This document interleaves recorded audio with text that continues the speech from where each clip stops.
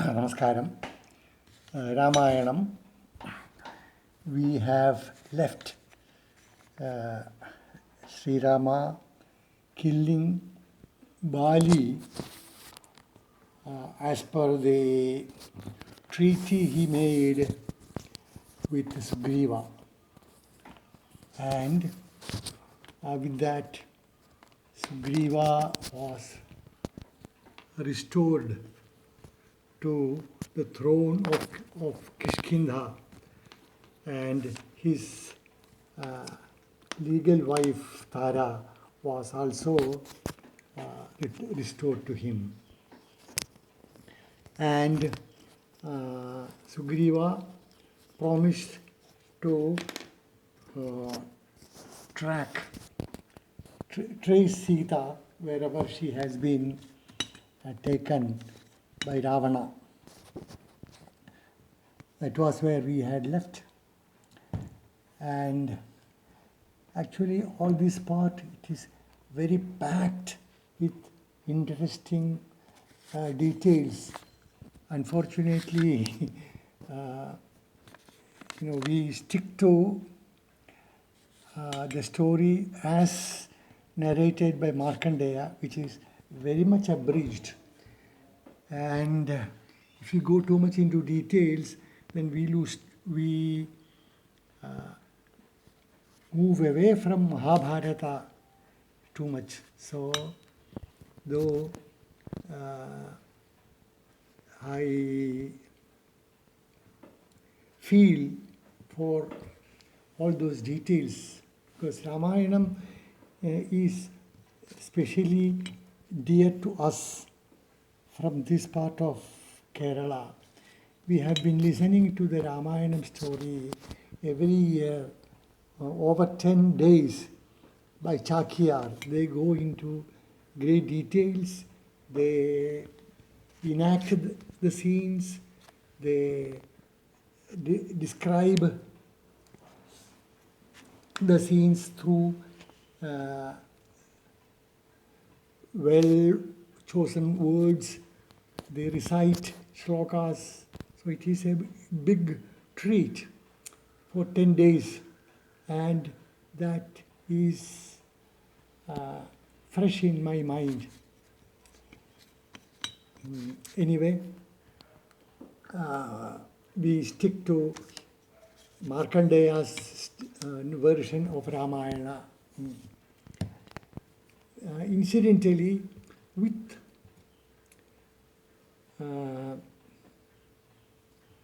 this killing of Bali and all that is in the Kishkindha Kanda. And then Sundara Kanda starts soon, I'll tell you. So, Rama and Lakshmana stayed near Kishkindha on Malaya mountain, or Malyavan, confused the name, for 4 months, which was the rainy season, because during rainy season not much can be done. And when the rainy season was over and still there was no news from Sugriva, Rama got disheartened. He was worried what was happening. So he sent Lakshmana to Sugriva with stern warning that Sugriva should remember we have a treaty, and Rama kept to his bargain. He killed Bali. So he is still waiting for Sugriva to get some news of Sita. And Lakshmana went there, and he spoke very sternly to Sugriva. Then Sugriva said, no, please don't misunderstand me. I am not sitting idle. I have sent 4 teams to the 4 directions, and 3 of them have come back saying that they have, in the direction they went, they searched everywhere. Forests, caves, riverbeds.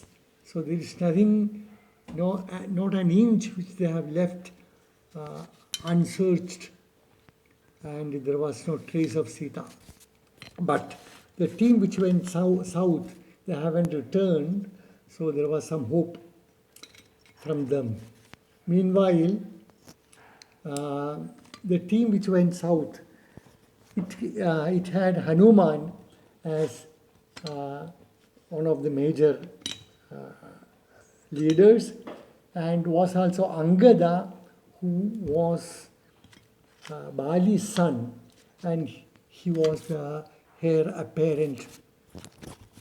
And they, what is it called? They had got some idea of the direction from an old lady in a cave.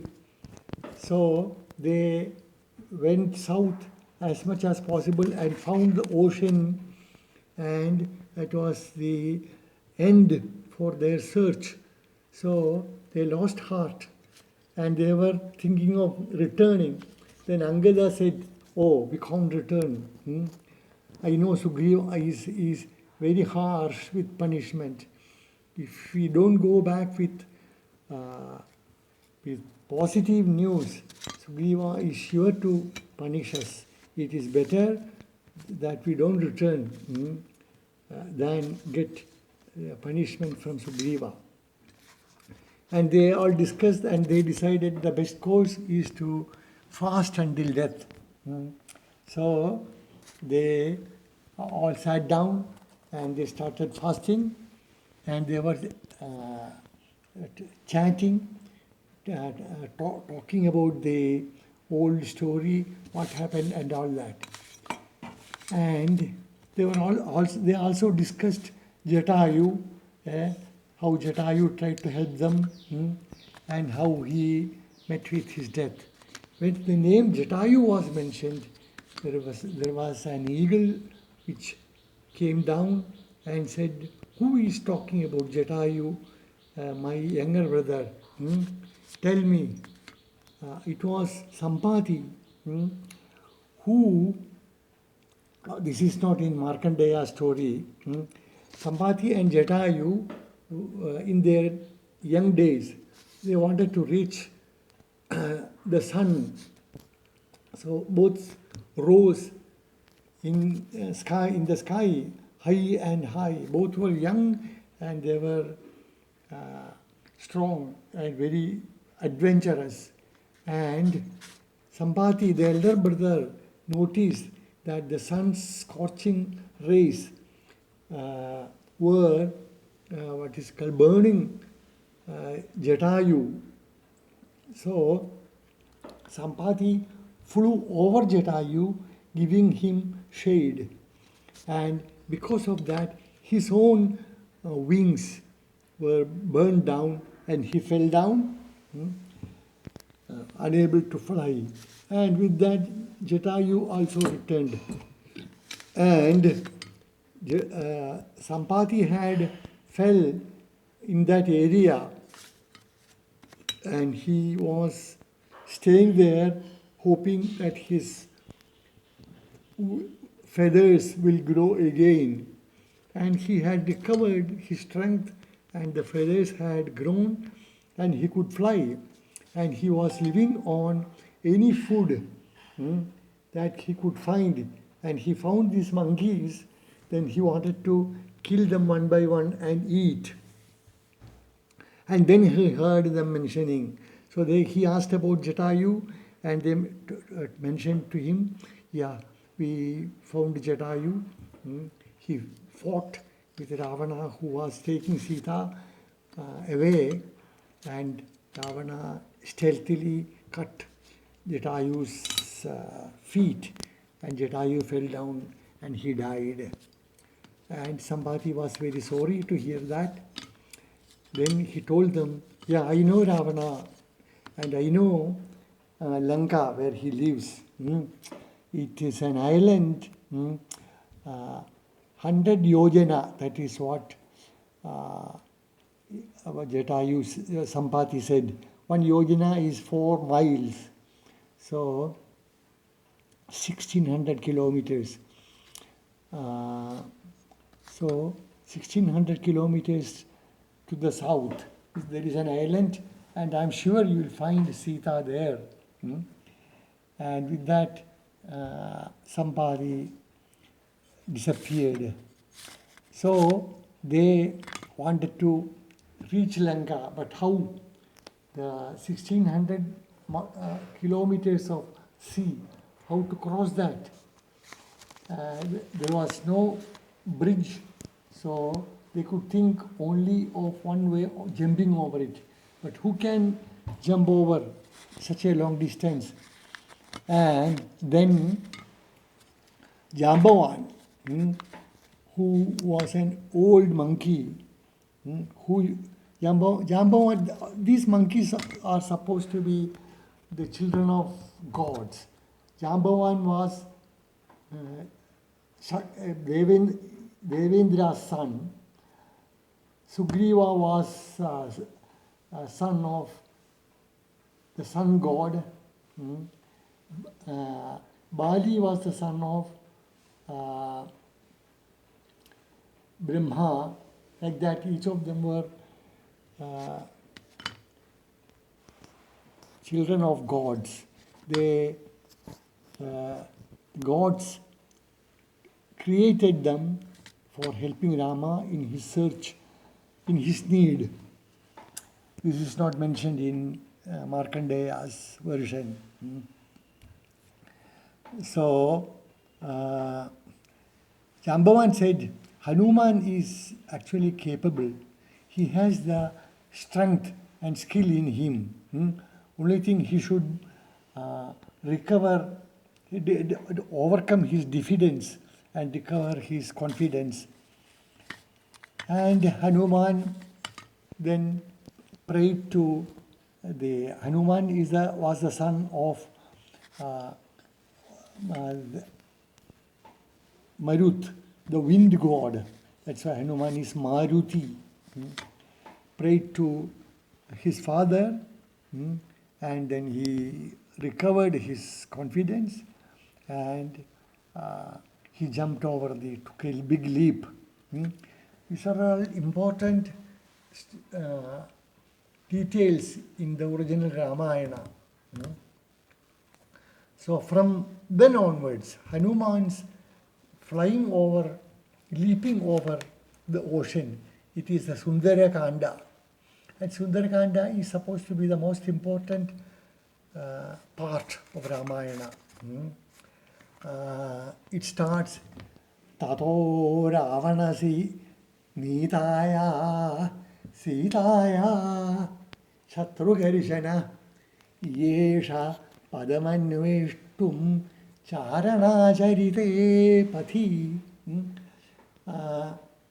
It takes a special beauty when Valmiki goes into Sundarakanda. The whole of Sundarakanda is very simple, very sweet to the ears. It's not only Valmiki Ramayana, the Adhyalpa Ramayana by Edittascha, Tunjata Edittascha, is also in Malayalam. It's also very sweet, very beautiful. So is the case with I have heard part of the Sundarakanda in the Hindi version, that is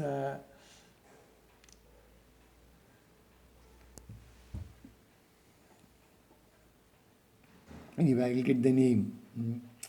Hindi version, Tulasidas Ramayana.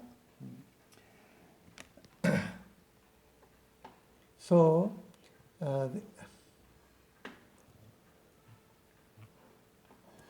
Rama, anyway, let us come to that. Rama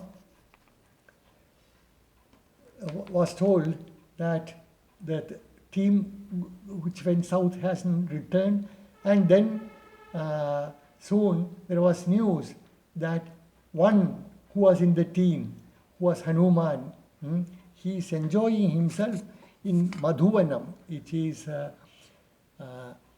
one of the gardens under Sugriva, very dear to him, which is specially guarded. Nobody was given permission to go there. And it had lots of honey, lots of trees with honey. So Hanuman was enjoying himself. He was going from tree to tree and drinking honey. And when this was reported, everybody, including Rama, was sure, oh, if that is the case, Hanuman has got good news. Otherwise, he wouldn't dare to enjoy himself before reporting what was the result of his search.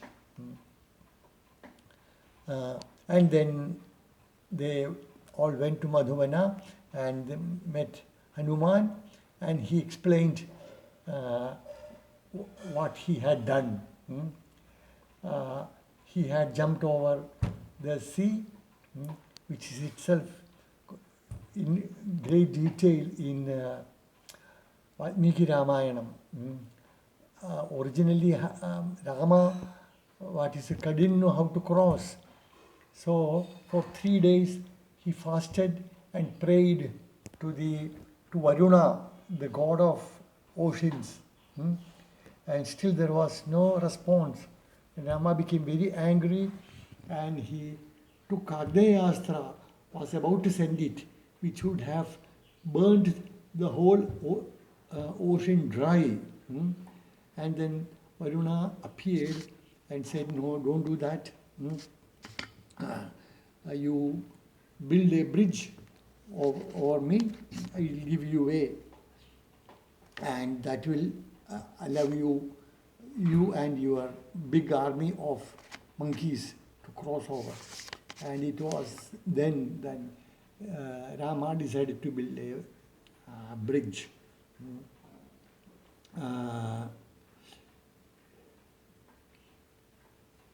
Anyway, before building the bridge, Hanuman had gone to reach the Lanka, and he searched everywhere. First in Ravana's palace, he didn't find Sita there, and searched around, and then finally he was taking rest in a garden called Ashoka Vanika, and there he heard a woman wailing, and he went on a tree. It was a Shimshapa tree, which is famous in Ramayana. That name is well quoted, Shimshapa tree. Hanuman sat on the Shimshapa tree, and he located many demonas encircling a woman, and they were threatening her, and soon he realized it was Sita.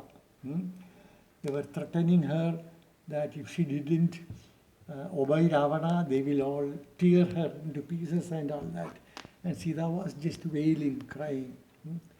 So Hanuman realized that must be Sita, so he waited for them to disappear. When she was alone, Hanuman, instead of going down and scaring Sita, Hanuman, sitting there, started retailing Rama's story from birth until Ravana stole Sita away. That story he started detailing from the treetop. And Sita initially thought there is a sound coming from the tree. It sounds like human voice. And then she started listening, and he heard that it was the story of Rama. Then she started listening keenly, and after finishing the story, Hanuman slowly came down and bowed in front of Sita, and he introduced himself. Sita was scary in the beginning, but Hanuman gave her all the confidence, and he had come with Rama's signet ring, the Mudra Motiram, the ring with the royal ensign. Hanuman gave it to Sita, and that convinced Sita. And there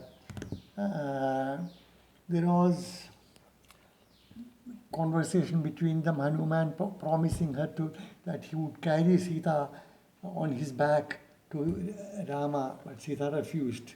She didn't want that.